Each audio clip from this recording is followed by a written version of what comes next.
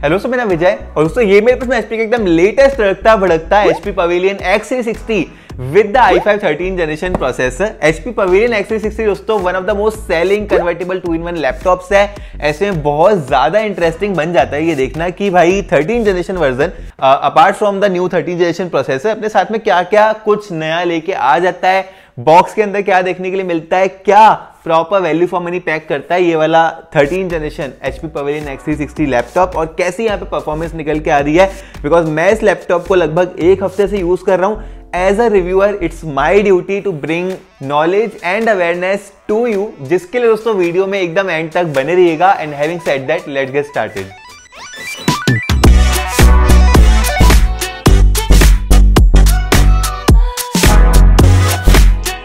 सबसे पहले से बात करते हैं बॉक्स के कंटेंट्स की। बॉक्स में हमें क्या कुछ देखने के लिए मिल जाता है, बहुत ही जल्दी आपको बता देता हूँ। सबसे पहले भाई हमें एक चार्जर देखने के लिए मिलता है। अब एक चीज मैं आपको यहाँ पे बताना चाहता हूँ कि मैं एचपी पवेलियन को भाई 3 साल से रिव्यू कर रहा हूँ। 3 साल से लेके भाई ये राउंड पिन वाले चार्जर के साथ में आता है। कितना अच्छा होता है कि अगर यहाँ पे 2 टाइप सी पोर्ट दे दिए होते और टाइप सी चार्जर दे दिया होता, मतलब टाइप सी यूनिवर्सल बनता जा रहा है। ऐसे में हमें अलग अलग चार्जर कैरी नहीं करने पड़ते, लेकिन अभी तक एचपी भाई हमें कॉम्प्रोमाइज करा रहा है with the round pin charger. फिर यहाँ पे दोस्तों हमें पेन देखने के लिए मिल जाता है और ये वाला जो पेन है ये इंप्रूव कर दिया गया था, 1-2 साल पहले ही इंप्रूव कर दिया गया था इसको, जहाँ पे हमें रिचार्जेबल पेन देखने के लिए मिल जाता है जो कि टाइप सी के साथ में चार्ज होता है। और इसकी जो टाइप सी केबल रहती है वो भी बॉक्स के अंदर हमें देखने के लिए मिल जाती है। So this is a welcoming move from HP. Charger लेकिन यहाँ पे अभी तक राउंड पिन वाला ही देखने के लिए मिलता है which is a 65 watt charger. अब ये पेन के बारे में दोस्तों आपको डाउट होगा कि भाई क्या ये अटैच हो जाता है लैपटॉप के साथ में, तो नहीं, ये वाला पेन आप अटैच नहीं कर सकते हो किसी भी जरिए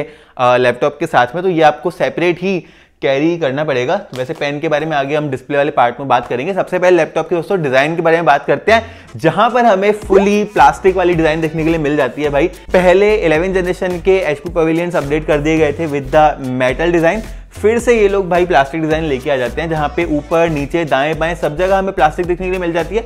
सिर्फ ये जो कीबोर्ड का डेक एरिया है ना, थोड़ा सा प्रीमियम बनाने के लिए मेटल कोटिंग अपने साथ में लेके आता है। वैसे लैपटॉप का इन हैंड फील काफी ज्यादा कंफर्टेबल है। 1.51 किलोग्राम्स का इसका दोस्तों वेट है एंड 17 मिलीमीटर की इसकी थिकनेस देके रखी है। लेफ्ट साइड में यहाँ पे हमें वेंट्स भी देके रखे हैं इसके, तो मतलब बहुत ही प्रॉपर एयर इनटेक कर देगा, जिसके चलते दोस्तों ये लैपटॉप हीट ज़्यादा नहीं होता है। हीट मैनेजमेंट इसकी काफ़ी ज़्यादा अच्छी करके रखी है एचपी ने। एक और चीज़ मैं यहाँ पे अप्रिशिएट करना चाहूँगा कि भाई यहाँ पे लेफ्ट साइड में ना हमें HDMI 2.1 पोर्ट देके रखा है which is the latest version of HDMI ports. यहाँ पे अगर Lenovo की बात करें तो Lenovo Yoga 7 जो कि एक प्रीमियम रेंज का लैपटॉप है, वो मैंने रिसेंटली ही रिव्यू करा था। वो HDMI 1.4B पोर्ट के साथ में आया करता था, ये वाला बेटर पोर्ट के साथ में आता है विच इज वेरी गुड। उसके पास में दोस्तों यहाँ पे टाइप सी पोर्ट देके रखा है जो कि थंडरबोल्ट 4 को सपोर्ट करता है। तो भाई यहाँ से आप एक 65 वॉट के चार्जर के साथ में डेफिनेटली अपने एचपी पवेलियन X360 को चार्ज कर सकते हो, बट चार्ज करते करते भाई फिर आप एक टाइप सी पोर्ट खो दोगे, बिकॉज और कोई इसके अलावा टाइप सी पोर्ट देके रखा नहीं है। लेफ्ट साइड में हमें 3.5 मिलीमीटर हेडफोन जैक भी देखने के लिए मिल जाता है एंड राइट साइड में हमें चार्जिंग पोर्ट मिलता है राउंड पिन वाला, जिसके पास में इसका चार्जिंग इंडिकेटर भी है। उसके पास में 2 USB टाइप ए 3.2 पोर्ट्स, उसके पास में माइक्रो SD कार्ड स्लॉट, तो सारे ही ऑलमोस्ट पोर्ट देके रखे हैं। ईथरनेट पोर्ट यहाँ पे डेफिनेटली नहीं है बिकॉज लैपटॉप बहुत ज्यादा स्लिम है, इतना मोटा ईथरनेट पोर्ट यहाँ पे हाउस नहीं कर पाएगा। तो एज आई सेड दोस्तों डिजाइन के साथ में मैं सेटिस्फाइड हूँ। चेंज नहीं करी गई है बहुत टाइम से, but this design is very good. Plastic अगर आपको जमती है एक 70-80 हज़ार वाले लैपटॉप में तो। फिर दोस्तों यहाँ पे डिस्प्ले के बारे में बात करते हैं, जहाँ पे हमें एक 14 इंच की डिस्प्ले देखने के लिए मिलती है and this is exactly same like the 12 generation HP pavilion laptop, जहाँ पे हमें 250 निट्स की ब्राइटनेस मिलती है, 45% का NTSC देखने के लिए मिल जाता है। It's a full HD screen जो कि पेन के सपोर्ट के साथ में भी आती है। वैसे इस पेन की सेंसिटिविटी और जो स्क्रीन के साथ में ओवरऑल फंक्शन है वो काफ़ी अच्छे से वाला वर्क कर लेता है। As it is X360 laptop, आप इसको कुछ इस तरह 360 डिग्री रोटेट करके एज अ टैबलेट भी यूज़ कर सकते हो। विद अ पेन स्केचिंग कर सकते हो, ड्राइंग कर सकते हो, नोट टेकिंग कर सकते हो। बहुत सारी एप्लीकेशंस यहाँ पे जो कि स्केचिंग एंड ड्राइंग के लिए बनाई गई है वो इनेबल हो जाती है इस पेन के साथ में। तो it's a very good thing if you are into sketching drawing, और यहाँ पे 3D आर्टिस्ट हो अगर आप, तो मतलब बहुत कुछ इस वाले लैपटॉप के साथ में कर सकते हो। बट अगेन यहाँ पे फिर एक और वाली बात आ जाती है कि क्या हम एक नॉर्मल लैपटॉप ले लें उसके साथ में एक टैबलेट ले लें या फिर एक X360 वाला लैपटॉप ले लें, तो वो टोटली आपके ऊपर है। ये दोनों चीज़ें सिंपल फॉर्म फैक्टर में यहाँ पे इनेबल कर देगा, बहुत ही इजीली आप इसको कुछ इस तरह रोटेट करके यूज़ कर पाओगे। हाँ, ये भी बात है कि भाई अगर आप नॉर्मल लैपटॉप लेते हो सेम स्पेक्स के साथ में तो 60,000 में आपको अच्छा लैपटॉप मिल जाएगा। बाकी के जो 20,000 है, ये लैपटॉप वैसे 80,000 का है विद द 16GB 1TB, वो आप यहाँ पे एक अच्छे टैबलेट के ऊपर इन्वेस्ट कर सकते हो।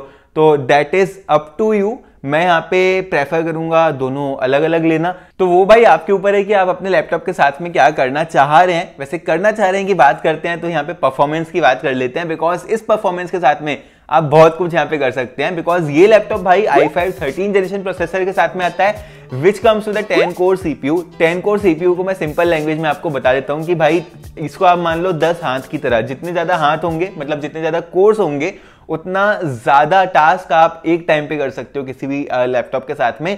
This laptop comes with 2 performance course and 8 efficiency course, जिसके साथ में भाई यहाँ पे सिंगल कोर में इस लैपटॉप ने 2270 के स्कोर्स निकाल के दिए हैं which is the same like the Dell Inspiron 7430 जो कि मैंने रिसेंटली रिव्यू करा था।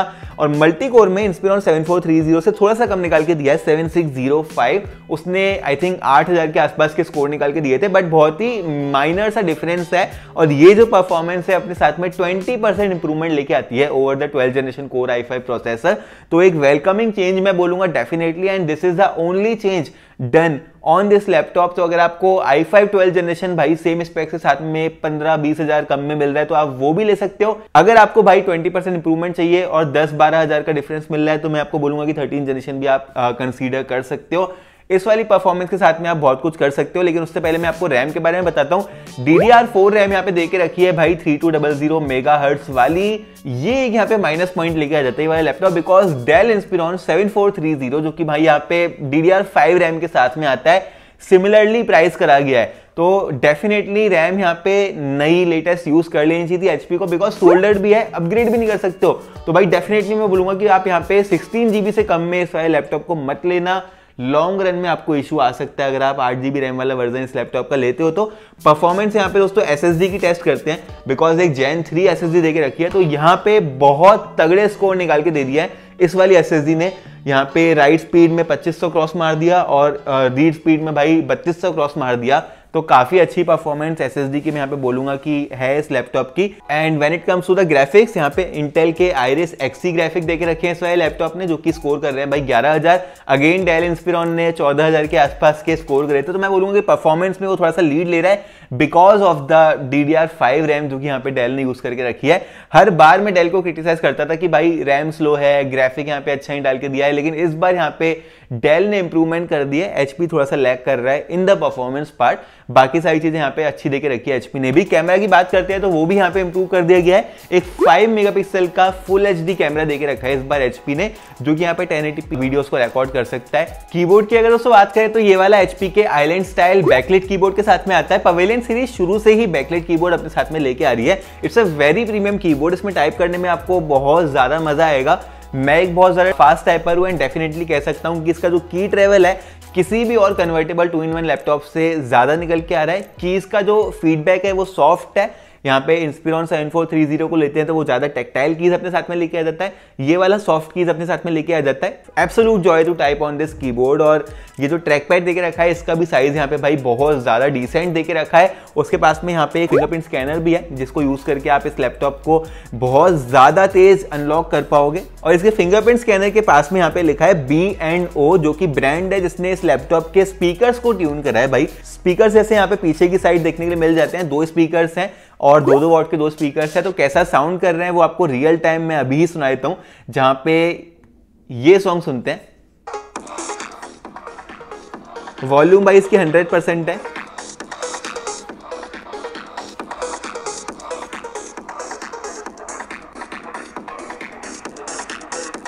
भाई मैं बोलूंगा कि यहाँ पे बेस काफी ज्यादा अच्छा निकल के आ रहा है, लेकिन मैंने ये सॉन्ग दूसरे लैपटॉप्स के स्पीकर्स में भी सुना हुआ है, तो जो लाउडनेस है ना सॉन्ग की वो इतनी अच्छी यहाँ पे नहीं निकाल के दे रहा है ये वाला लैपटॉप। एंड लास्टली यहाँ पे बात करेंगे बैटरी लाइफ के बारे में। अब बैटरी लाइफ भाई यहाँ पे 43 वॉट आवर की बैटरी देके रखी है, which again is much lesser compare to the Dell Inspiron 7430।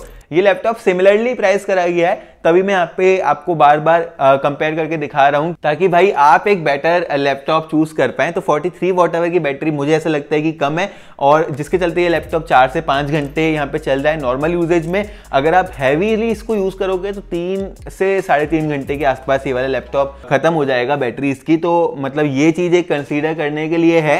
Ending lines में दोस्तों मैं बात करूंगा कि क्या HP पवेलियन X360 आपको कंसीडर करना चाहिए या फिर आपके पास और ज्यादा बेहतर ऑप्शंस हैं मार्केट में, जो कि मैं हर वीडियो के एंड में करता हूं। तो लास्ट ईयर जब मैंने पवेलियन X360 रिव्यू करा था, मार्केट में भाई कंपटीशन था इसको इंस्पिरॉन 7420 से, जो कि 12th जनरेशन वाला इंस्पिरॉन का वर्जन था, एंड लेनोवो आइडियापैड फ्लेक्स 5 के साथ में, जो कि ऑलमोस्ट अवेलेबल ही नहीं था कहीं पर भी 12th जनरेशन के साथ में। तो मैंने यहाँ पे इसको हाईली रेकमेंड किया था विद 12th जनरेशन प्रोसेसर। लेकिन जब 13th जनरेशन की हम बात कर रहे हैं तो हमारे पास में फ्लेक्स 5 भी है with the latest Ryzen 7000 series, जहां पे 7530 वाले प्रोसेसर है, राइजन 5 वाले हमें सिमिलरली प्राइस करा गया है। वो वाला लैपटॉप भी हमारे पास में इंस्पिरॉन 7430 भी है, वो भी सिमिलरली प्राइस करा गया है। वो लैपटॉप मुझे ऐसा लगता है कि भाई थोड़ी सी बेटर वैल्यू फॉर मनी अपने साथ में पैक करके आते हैं, बिकॉज ये लैपटॉप 2-3 सालों से सेम डिजाइन लैंग्वेज कैरी कर रहा है, कुछ यहाँ पे डिजाइन में भी चेंज नहीं करा गया है। इनफैक्ट थोड़ा सा डिक्रीज कर दी गई है build quality. 11th generation as I said metal build के साथ में आता था, ये वाला भाई प्लास्टिक बिल्ड के साथ में आता है।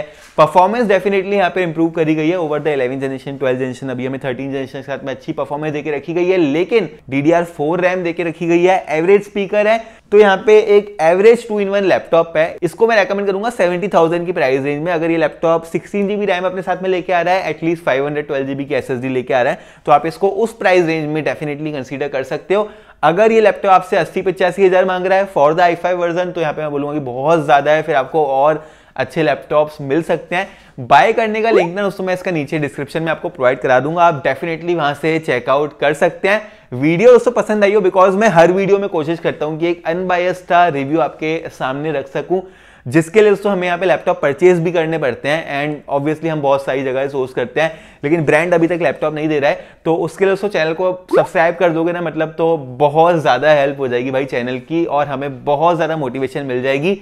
वीडियो को लाइक भी कर देना यार, शेयर करना अपने दोस्तों के साथ में, कमेंट करना अगर कुछ भी पूछना हो क्वेश्चन, तो मैं एक्टिवली यहाँ पे कमेंट सेक्शन में रिप्लाई करता हूँ। इंस्टाग्राम पे फॉलो भी कर लेना, इंस्टाग्राम पे मैसेजेस मैं बहुत कभी कभी देखता हूँ, लेकिन कमेंट सेक्शन में आपको जरूर से रिप्लाई मिल जाएगा। और फिर मैं आपसे मिलता हूँ अपनी अगली वीडियो में।